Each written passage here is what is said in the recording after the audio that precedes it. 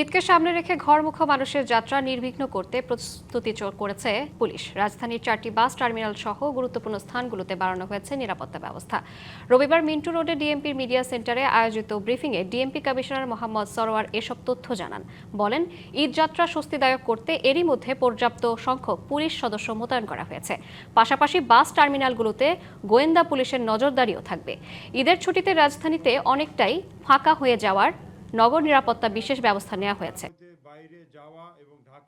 নগরবাসীর ঈদ যাত্রা সুগম করা এবং ফাঁকা রাজধানীর নিরাপত্তার জন্য প্রয়োজনীয় প্রস্তুতি ইতিমধ্যেই শুরু হয়ে গিয়েছে। রাজধানীর 4টি বাস টার্মিনাল, একটি লঞ্চ টার্মিনাল, রেল স্টেশন ঘিরে নেওয়া হয়েছে পর্যাপ্ত নিরাপত্তা পরিকল্পনা।